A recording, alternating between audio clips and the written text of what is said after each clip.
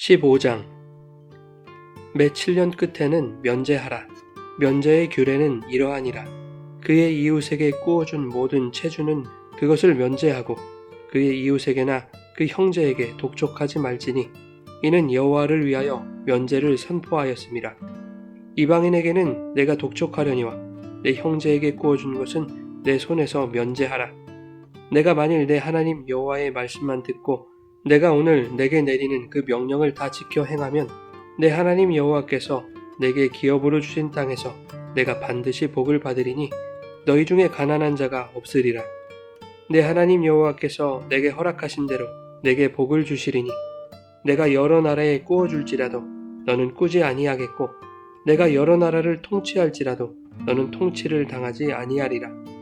내 하나님 여호와께서 내게 주신 땅 어느 성읍에서든지 가난한 형제가 너와 함께 거주하거든 그 가난한 형제에게 내 마음을 완악하게 하지 말며 내 손을 움켜쥐지 말고 반드시 내 손을 그에게 펴서 그에게 필요한 대로 쓸 것을 넉넉히 꾸어주라. 삼가 너는 마음에 악한 생각을 품지 말라. 곧 이르기를 일곱째 해 면제년이 가까이 왔다 하고 내 궁핍한 형제를 악한 눈으로 바라보며 아무것도 주지 아니하면 그가 너를 여호와께 호소하리니 그것이 내게 죄가 되리라. 너는 반드시 그에게 줄 것이요 줄 때에는 아끼는 마음을 품지 말 것이니라. 이로 말미암아 내 하나님 여호와께서 내가 하는 모든 일과 내 손이 닿는 모든 일에 내게 복을 주시리라. 땅에는 언제든지 가난한 자가 그치지 아니하겠으므로 내가 내게 명령하여 이르노니 너는 반드시 내 땅 안에 내 형제 중 곤란한 자와 궁핍한 자에게 내 손을 펼지니라. 내 동족 히브리 남자나 히브리 여자가 내게 팔렸다 하자 만일 6해 동안 너를 섬겼거든 7째 해에 너는 그를 놓아 자유롭게 할 것이요 그를 놓아 자유하게 할 때에는 빈손으로 가게 하지 말고 내 양 무리 중에서와 타작마당에서와 포도주 틀에서 그에게 후히 줄지니 곧 내 하나님 여호와께서 내게 복을 주신 대로 그에게 줄지니라. 너는 애굽 땅에서 종되었던 것과 내 하나님 여호와께서 너를 속량하셨음을 기억하라. 그것으로 말미암아 내가 오늘 이같이 내게 명령하노라. 종이 만일 너와 내 집을 사랑함으로 너와 동거하기를 좋게 여겨 내게 향하여 내가 주인을 떠나지 아니하겠노라 하거든 송곳을 가져다가 그의 귀를 문에 대고 뚫으라. 그리하면 그가 영구히 내 종이 되리라. 내 여종에게도 그같이 할지니라. 그가 6해 동안에 품꾼의 삭세에 배나 받을 만큼 너를 섬겼은즉 너는 그를 놓아 자유하게 하기를 어렵게 여기지 말라. 그리하면 내 하나님 여호와께서 내 범사에 내게 복을 주시리라. 내 소와 양의 처음 난 수컷은 구별하여 내 하나님 여호와께 드릴 것이니 내 소의 첫 새끼는 부리지 말고 내 양의 첫 새끼의 털은 깎지 말고 너와 내 가족은 매년 여호와께서 택하신 곳 내 하나님 여호와 앞에서 먹을지니라. 그러나 그 짐승이 흠이 있어서 절거나 눈이 멀었거나 무슨 흠이 있으면 내 하나님 여호와께 잡아 드리지 못할지니 내 성중에서 먹되 부정한 자나 정한 자나 다 같이 먹기를 노루와 사슴을 먹음 같이 할 것이요 오직 피는 먹지 말고 물같이 땅에 쏟을지니라. 여러분 좋은 아침입니다. 오늘도 말씀의 은혜가 여러분의 삶에 풍성히 임하기를 소망합니다. 15장은 하나님의 법이 이스라엘의 일상 속에 세밀하게 간섭하고 있음을 보여줍니다. 여기에는 인간을 대하시는 하나님의 성품 그리고 하나님의 관계의 방식이 묻어나고 있는데 하나님의 백성들이 사람과 이웃을 대할 때 하나님과 같은 성품과 방식으로 관계할 것을 강조하고 있습니다.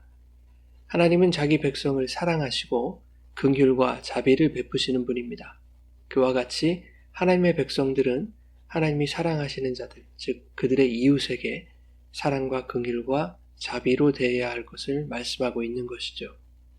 본문의 시작은 매 7년째가 되는 해에 채무자의 빚을 면제해 주라고 말씀합니다. 이 해는 안식년을 말하는 것인데 면제의 해라고 부르기도 합니다. 여기서 7이라는 숫자는 하나님의 창조 사역에 대한 완전과 완성을 상징하는 수입니다. 즉 창조의 완성이 안식임을 의미하고 있는 것이죠. 그러므로 7째 해에 모든 빚을 청산하게 하시는 것은 채무자에게 있어서 온전한 안식이 된다는 의미일 것입니다. 2절 말미에 보면 이것이 여호와를 위하여 선포한 면제라고 말씀하고 있습니다. 빚진 자들을 위하여 선포한 정책이, 즉 사람을 위한 것이 곧 하나님을 위한 것이다 라는 것을 말씀하고 있는 것이죠. 한편 채권자에게는 이것이 불합리한 정책으로 여겨질 수도 있을 것입니다. 그러나 하나님의 완전성이 채무자에게만 적용되는 반쪽짜리일 수는 없는 것이겠죠. 하나님은 채권자들이 채무자의 빚을 면제하고 이웃에게나 형제에게 독촉하지 말라고 하신 그 하나님의 말씀을 듣고 명령을 지켜 행하면 기업으로 주신 땅에서 복을 받을 것이라고 약속을 주셨습니다. 탕감해준 빚보다 더 큰 복을 약속하신 것이죠. 그뿐만 아니라 5절 말미에는 너희 중에 가난한 자들이 없어질 것이라고 말씀합니다. 면제의 규례가 온전히 지켜질 때 이스라엘은 안정적인 사회가 될 수 있는 것이죠. 다시 말하면 이스라엘이 궁핍한 자 없이 복을 누릴 수 있는 것은 하나님의 말씀을 듣고 그의 명령을 지켜 행하는 것에 달려 있다는 것입니다. 그러나 이것은 완전하고 이상적인 하늘의 원리를 말하는 것이지 이 땅에서는 온전히 실행될 수 없는 것입니다. 11절은 이렇게 말씀합니다. 땅에는 언제든지 가난한 자가 그치지 아니할 것이다. 면제에 대한 명령을 다 지켜 행하면 너희 중에 가난한 자가 없을 것이다 라고 말씀하셨던 5절의 말씀과 충돌하고 있는 것입니다. 이것이 모순처럼 느껴지기도 하지만 오히려 하나님과 인간의 차이를 뚜렷하게 보여주는 말씀인 것이죠. 온전히 행해야만 완전해지는 하나님의 기준과 지키고 행하는 것으로는 완전해질 수 없는 인간의 한계를 보여주고 있는 것입니다. 하나님의 명령대로 온전히 행할 때 이 땅에서 가난한 자들이 없어지는 것은 이상적인 하늘의 뜻입니다. 그러나 인간의 행함은 온전할 수 없기에 이 땅에는 가난한 자가 그치지 않을 것입니다. 그럼에도 불구하고 하나님은 곤란한 자와 궁핍한 자에게 손을 펴라고 말씀하십니다. 7절부터 10절에는 가난한 형제에게 내 마음을 완악하게 하지 말고 손을 움켜주지 말라고 말씀합니다. 반드시 내 손을 그에게 펴서 그에게 필요한 대로 쓸 것을 넉넉히 꾸어주라고 말씀하시죠. 면제년이 다가왔다고 해서 꾸어주지 않는다면 그것은 죄가 된다고 말씀합니다. 이렇게 형제와 이웃을 위한 적극적인 행함을 강조하고 있는 것은 그것이 하나님께서 우리를 대하는 행동 양식이기 때문이고 하나님의 자녀들이 하나님의 성품을 품고 살아가기 원하시기 때문입니다. 그렇게 형제와 이웃을 위한 긍휼과 자비의 마음을 품고 우리의 손을 펴서 이웃에게 필요한 대로 쓸 것을 넉넉히 꾸어주는 삶을 살고자 노력할 때 그것을 온전히 지켜 행할 수 없는 자신의 연약함과 죄인됨을 직면하기 원하시는 것입니다.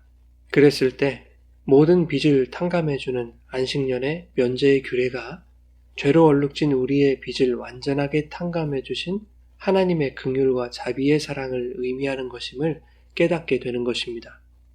12절부터 18절까지는 일곱째 해에 종을 자유롭게 놓아주는 규례를 말씀하고 있습니다.